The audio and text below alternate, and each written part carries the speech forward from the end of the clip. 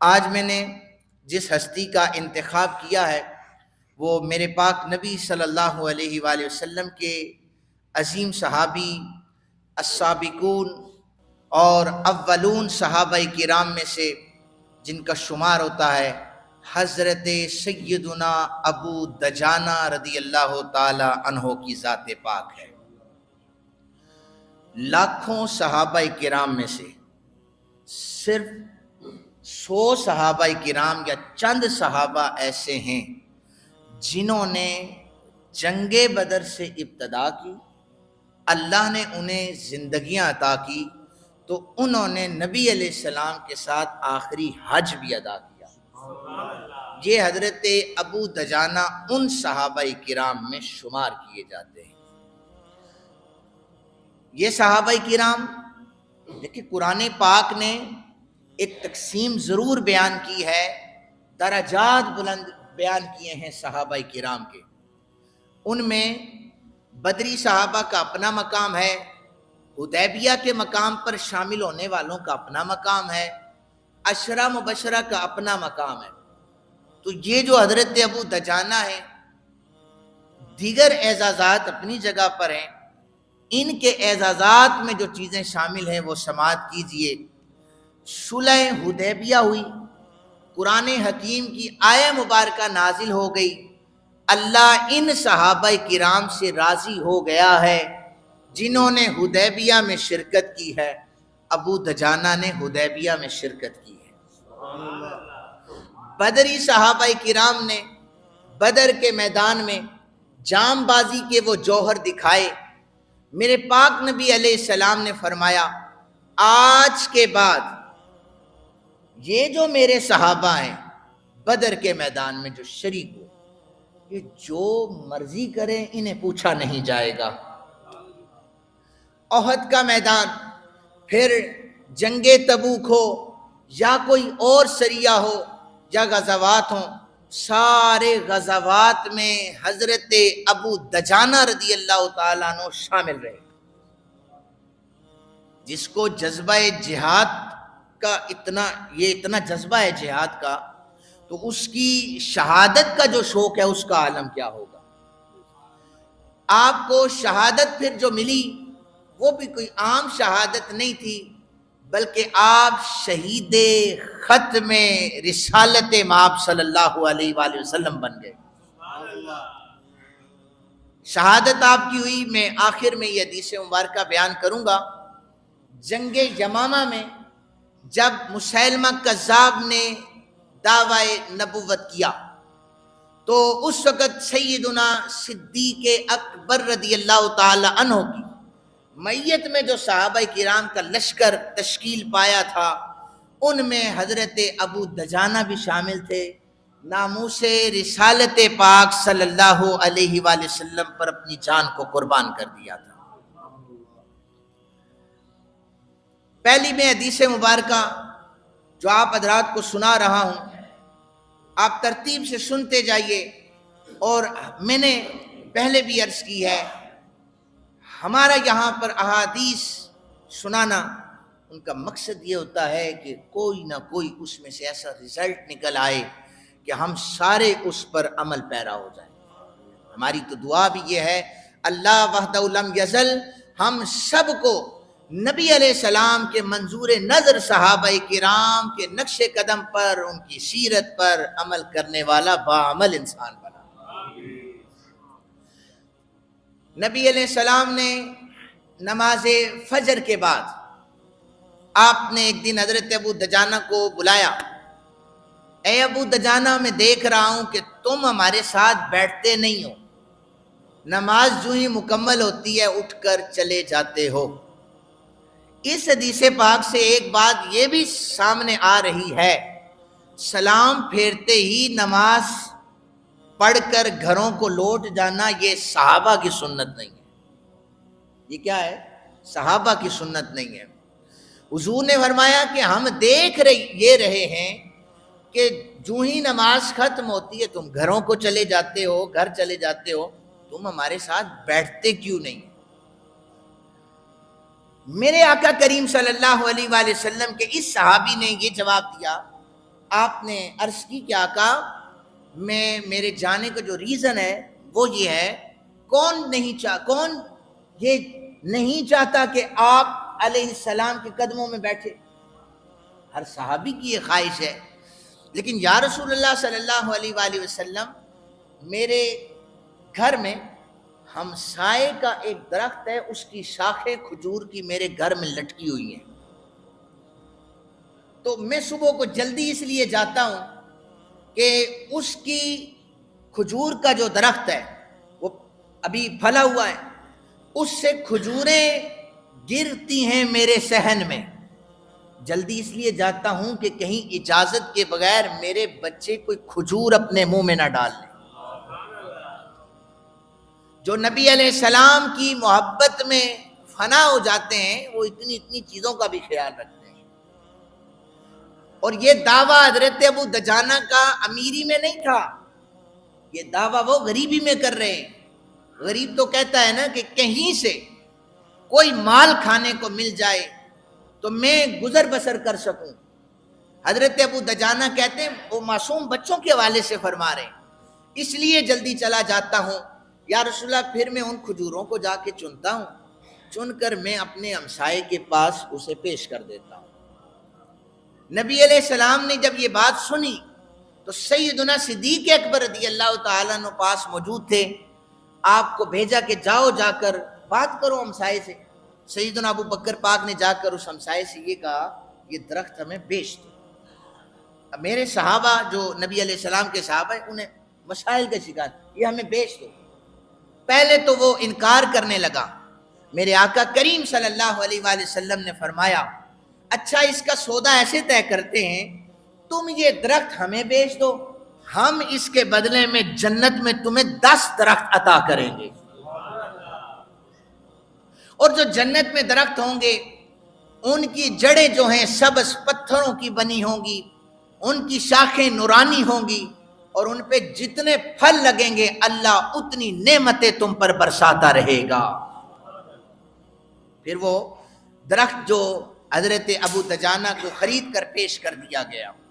اس حدیث مبارکہ سے ہمیں یہ پتہ چل رہا ہے، صحابہ کرام رضوان اللہ تعالیٰ عنہ اجمعین کے تقوی کا عالم یہ ہے جو میں نے آیت مبارکہ پڑھی ہے، یہی اولئک علی ھدی من ربہم، متقین کی جو صفات بیان کی ہے، میرے سامعین آپ بھی سنیں کہ متقین کی صفات یہ ہیں جو صحابہ کرام کی زندگیوں سے ہمیں ملتے ہیں، تقوی کا عالم یہ ہے۔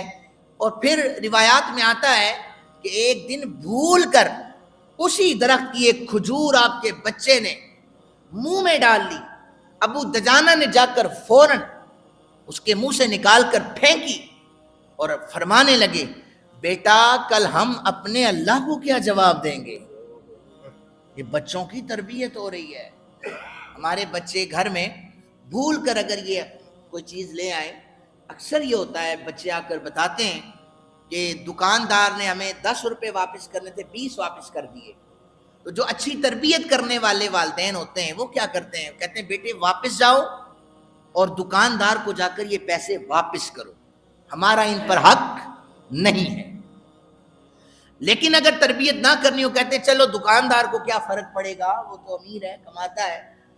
تو یہیں سے ابتدا ہوتی ہے کہ ہم اپنے بچوں کی تربیت کیسے کریں۔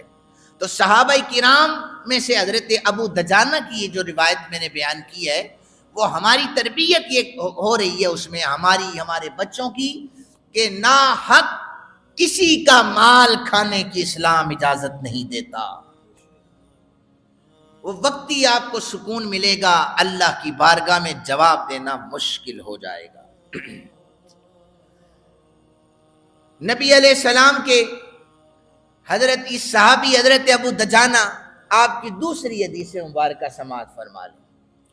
آپ بیمار ہوئے تو حضرت زید بن اسلم رضی اللہ تعالیٰ عنہ آپ کی تیمارداری کے لیے گئے، کہنے لگے حضرت زید کے ابو دجانہ میں دیکھ رہا ہوں کہ اس بیماری میں بھی آپ کا چہرہ 14ویں کے چاند کی طرح چمک رہا ہے۔ تو آپ نے ایک جملہ بولا، کہنے لگے کہ نبی علیہ السلام کی سنگت کا، آپ کے ساتھ جو میری رفاقت ہوئی، اس کا فائدہ یہ ہوا کہ میری بخشش کے لیے جو مجھے چیزیں عطا ہوئی حضور کی بارگاہ سے، ویسے تو نبی علیہ السلام کی نگاہ ہی کافی ہے، لیکن جو چیزیں امت کے لیے آپ نے سبق دی، آپ نے فرمایا 2 چیزیں مجھے عطا ہوئی، میری زبان سے دوسرے مسلمان بھائی کی عزت محفوظ ہے۔ یہ ہے صحابہ کرام کی سیرت۔ ہم صحابہ کرام کی عظمتوں کے گن گائیں، ہم نوکر ہیں صحابہ کا نعرہ لگائیں، چلتے پھرتے اٹھتے بیٹھتے ہماری جلسوں کی زینت صحابہ کرام کی عظمتیں بن جائیں، ہمارے کردار سے صحابہ کرام کا وہ رنگ نظر نہ آئے، ہم زبان سے پتھر برسا رہے ہوں اور یہ کہیں کہ ہم سیرت صحابہ بیان کرتے ہیں، بابا یہ سیرت صحابہ نہیں ہے۔ حضرت ابو دجانہ کہتے ہیں کہ سیرت جو نبی علیہ السلام کی سیرت سے ہمیں یہ سیکھنے کو ملا، الحمدللہ ہماری زبان سے مسلمان بھائیوں کی عزتیں محفوظ ہیں۔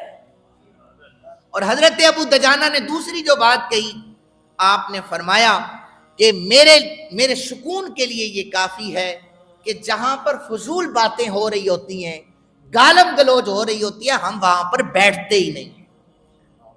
ہم لوگ پسند کرتے ہیں جہاں پر 2 بندے گالیاں دے رہے ہو، ہم وہاں بیٹھنا پسند کرتے ہیں، ان کے ساتھ سنگت اور یاریاں بنانا پسند کرتے ہیں۔ ابو دجانہ کا پیغام یہ ہے کہ وہاں پر اللہ نے ہمیں محفوظ رکھا ہے کہ جس جگہ پر گالم گلوچ ہو رہی ہو اور بد کلامی ہو رہی ہو، اللہ نے ہمیں وہاں پر بیٹھنے سے محفوظ رکھا ہے۔ ہماری بخشش کے لیے سیرت طیبہ سے یہ 2 چیزیں جو اخذ کی ہیں، ابو دجانہ کہتے ہیں یہی میرے لیے کافی ہے۔ تیسری حدیث مبارکہ سنیں، نبی علیہ السلام نے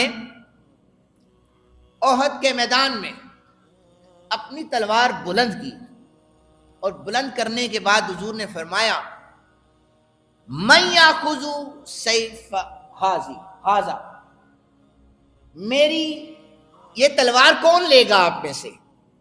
نبی علیہ السلام اعلان کیا کریں، میری یہ تلوار کون لے گا؟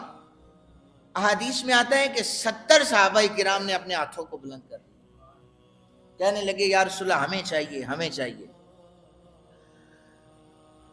لیکن میرے پاک نبی علیہ السلام نے دوسرا جو اعلان کیا، پہلا اعلان تھا من یاخذ سیفی ھذا، میری تلوار کون لے گا، تو 70 صحابہ کرام کے ہاتھ کھڑے ہو گئے۔ حضور نے دوسرا اعلان یہ کیا من یاخذ سیفی ھذا بحقہ، میری تلوار کا حق کون ادا کرے گا؟ اب 70 ہاتھ نیچے ہوئے، 3 ہاتھ بلند ہو گئے۔ حضرت عمر نے ہاتھ بلند کیا، حضور تلوار آپ میرے حوالے کریں، اس کا حق میں ادا کروں گا۔ دوسرا حضرت زبیر رضی اللہ تعالیٰ عنہ جو نبی علیہ السلام کی پھپھی زاد ہیں، پھپھی کے بیٹے ہیں، انہوں نے ہاتھ بلند کیا، حضور میں اس کا حق ادا کروں گا۔ تیسرے نمبر پر حضرت ابو دجانہ کھڑے ہو گئے، یا رسول اللہ صلی اللہ علیہ وسلم اس تلوار کا حق میں ادا کروں گا۔ نبی علیہ السلام نے وہ تلوار اٹھائی اور حضرت ابو دجانہ رضی اللہ تعالیٰ عنہ کو عطا فرما دی۔ حضرت زبیر کہتے ہیں میں پھپھی کا بیٹا تھا، خیال آیا کہ ہم بھی تو ہمیں دینی چاہیے تھی، تبرک حضور تقسیم فرما رہے ہوں، صحابہ بال مبارک نہیں چھوڑتے، یہ تو تلوار تھی۔ اب اس کا حق نبی علیہ السلام نے کیا فرمایا، ایک معاہدہ ہوا تھا، وہ میں آپ کے سامنے ذکر کرتا ہوں۔ معاہدہ یہ ہوا تھا جو حضرت ابو دجانہ نے کسی موقع پر آپ نے یہ اشعار پڑھے تھے، آپ نے فرمایا تھا کہ انا الذی عاہدنی خلیلی، میرے ساتھ میرے خلیل کا ایک معاہدہ ہوا ہے، میرے ساتھ میرے پاک نبی علیہ السلام کا ایک معاہدہ ہوا ہے۔ وَنَحْنُ بِالصَّفْحِ لَدَى النَّخِيلِ، کھجوروں کے جہاں پر کھجوریں اگی ہوئی تھی، وہاں پر پہاڑ کے دامن میں میرے پاک نبی علیہ السلام کا میرے ساتھ ایک معاہدہ ہوا ہے۔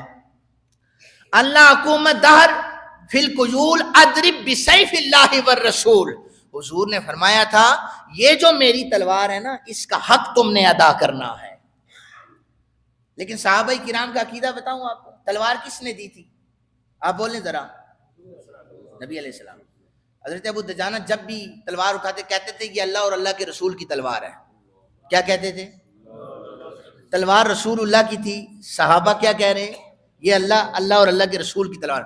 پتہ چلا جو لا علمی میں، جہالت میں یہ کہہ دیتے ہیں کہ نبی علیہ السلام کی ضرورت صرف اللہ سے ہو رہا ہے. بھائیو عقیدہ تو ہمارا بھی یہی ہے، اللہ سے ہوتا ہے. لیکن جب تک نبی علیہ السلام کی نسبتوں کا حیا نہیں ہوگا اللہ تمہاری بات نہیں سنے گا. یہ عقیدہ ہمیں صحابہ دے رہے ہیں، ورنہ کسی مفتی نے اٹھ کر نہیں کہا دیکھیں ابو دجانہ یہ تلوار آپ کو رسول اللہ نے دی ہے. اللہ کی کوئی تلوار نہیں ہوتی، اللہ کا کوئی ہاتھ نہیں ہوتا، اللہ ہاتھوں سے پاک ہوتا ہے. 2026 کے کسی مولوی کو اگر یہ پتا ہے کہ تلوار اللہ کی نہیں ہوتی، ہاتھ اللہ کا نہیں ہوتا، تو وہ جو 1500 سال پہلے حضور کے چرنوں میں بیٹھ کر حضور کی نظر سے صحابہ بنے تھے، انہیں نہیں پتا تھا کہ اللہ کی تلوار نہیں ہوتی. ہر جگہ پر حضرت ابو دجانہ کا اعلان یہ ہوتا تھا، کفر کے سامنے للکار کر یہ کہہ رہے ہوتے تھے میرے ہاتھ میں یہ چمکنے والی تلوار اللہ اور اللہ کے رسول کی تلوار ہے.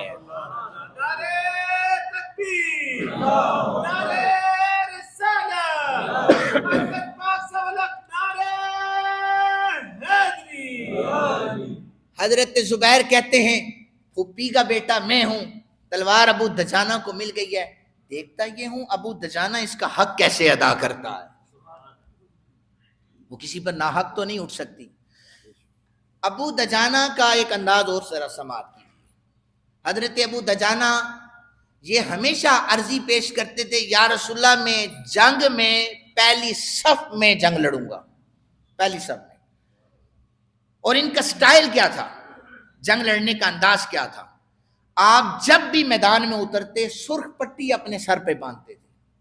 اس سرخ پٹی کا مطلب یہ ہوتا تھا کہ ابو دجانہ اللہ اور اللہ کے رسول کی تلوار اٹھا کر آ گیا ہے، یہ جنت کا خریدار تمہارے سامنے آ گیا، اب پیچھے جاننے کا کوئی رستہ نہیں ہے.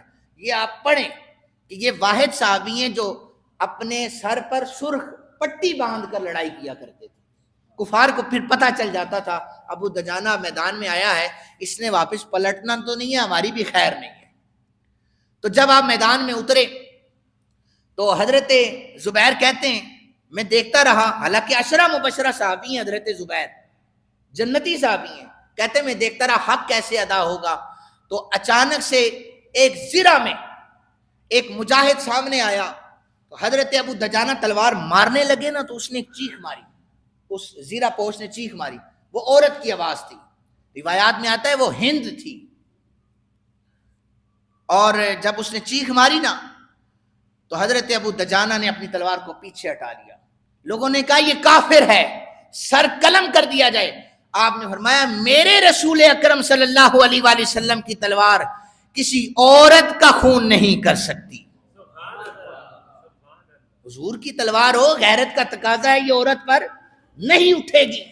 لیکن پھر ایک بہت جری بہادر ایک پہلوان سامنے آیا، وہ بھی لوہے کی زرہ میں ملبوس، وہ سامنے آیا. کافی دیر اس کے اور حضرت ابو دجانہ کے درمیان لڑائی رہی. پھر اچانک آپ نے اتنی زور سے اسے تلوار ماری کہ 2 حصوں میں تقسیم کر دیا. حضرت زبیر کہنے لگے پھر میں نے یہ سوچ لیا، بھانپ لیا، ہاں ابو دجانہ واقعی تم نے رسول اللہ کی تلوار کا حق ادا کر دیا. اور احد میں جب نبی علیہ السلام کے دندان مبارک شہید ہو گئے نا تو نبی علیہ السلام نے بعد میں بھی ان کی بہادری کا ذکر کرتے ہوئے فرمایا تھا کہ جب اس وقت گرد اٹھ رہی تھی اور مسلمانوں کو نقصان ہو رہا تھا، حضور نے فرمایا میرے بائیں جانب ابو دجانہ مسلسل کفار پر تلوار چلا رہا تھا. ایسے روایت میں آتا ہے کہ آپ نے اپنی دونوں باہوں کو کھولا اور نبی علیہ السلام کے ایسے آگے آ کر کھڑے ہو، جو تیر آتا حضرت ابو دجانہ کی کمر پہ لگا کرتا تھا. یہ میرے آقا کریم صلی اللہ علیہ وسلم کے اس صحابی کی بہادری کا عالم ہے. امام جلال الدین سیوطی رحمۃ اللہ تعالی علیہ نے ایک روایت نقل کی ہے، وہ فرماتے ہیں کہ نبی علیہ السلام سے جنت کا ذکر ہوا، جنت کے بارے میں پوچھا گیا تو آپ نے اس طرح حضرت ابو دجانہ کو دیکھا. حضور کہنے لگے اچھا بات صحابہ کو فرما رہے ہیں، پیغام صحابہ کو دے رہے ہیں، لیکن دیکھ حضرت ابو دجانہ کی طرف رہے ہیں، گویا صحابہ کرام کے سامنے بھی حضرت ابو دجانہ کی یہ انفرادی شان بیان ہو رہی ہے. دیکھ حضرت ابو دجانہ کو رہے، حضور فرما رہے ہیں جو جس سے پیار کرے گا جنت میں اسی کے ساتھ ہوگا. کلام سب سے ہے لیکن حضور کی نظریں ٹکٹکی باندھ کر حضرت ابو دجانہ کو دیکھ رہی ہیں۔ میں نے پہلے عرض کی ہے کہ آپ کی جو شہادت ہے وہ جنگ یمامہ میں ہوئی تھی۔ امام جلال الدین حضرت حاکم المستدرک میں اور دیگر کتب میں یہ روایت موجود ہے کہ جنگ یمامہ میں جب حضرت صدیق اکبر رضی اللہ تعالیٰ عنہ کی میت میں ایک بڑا لشکر کفار کے اس ختم نبوت کے سلسلے میں مسیلمہ کذاب کے مقابلے میں گیا، تو وہاں پر کئی سو صحابہ کرام کی شہادتیں ہوئی۔ مسئلہ یہ تھا کہ یمامہ کی جنگ میں ایک مضبوط قلعہ تھا جہاں پر دشمن رسول پاک صلی اللہ علیہ وآلہ وسلم اندر تھا، وہ اندر سے حملے کر رہے تھے، تو صحابہ کرام مسلسل زخمی بھی ہو رہے تھے، شہید بھی ہو رہے تھے، تو کوئی بھی مسلمانوں کا وار کارگر ثابت نہیں ہو رہا تھا۔ مسلمان پریشان تھے کہ کیا کیا جائے۔ اتنے میں حضرت ابو دجانہ آگے بڑھے، کہنے لگے حضرت صدیق اکبر رضی اللہ تعالیٰ عنہ سے، آپ ایسا کریں، مجھے نا کسی طریقے سے اچھال کر اندر پھینک دیں، اس قلعے میں پھینک دیں، میں جانوں اور پھر کافر جانے، آپ مجھے اندر پھینک دیں۔ حضرت ابو دجانہ کو حضرت برا کہتے ہیں کہ میری بھی خواہش یہ تھی کہ مجھے اندر پھینکا جائے۔ حضرت ابو دجانہ کو صحابہ کرام نے اٹھا کر کسی طریقے سے اندر پھینکا۔ آپ جب اتنا وہ بڑا دروازہ تھا، بڑی دیواریں تھی، جب اندر جا کر آپ گرے تو آپ کی ٹانگ مبارک ٹوٹ گئی، ادھر سے خون جاری ہو گیا، لیکن پھر بھی آپ نے ہمت نہ ہاری۔ حضور کی تلوار ہاتھ میں تھی، حق ادا ہو رہا تھا حضور کی تلوار کا، آپ لڑتے رہے اور آپ نے آہستہ آہستہ اپنی جنگی چال کے ذریعے سے کافروں کو، ختم نبوت صلی اللہ علیہ وآلہ وسلم کے منکرین کو دروازے کی طرف، قلعے کے دروازے کی طرف لے آئے۔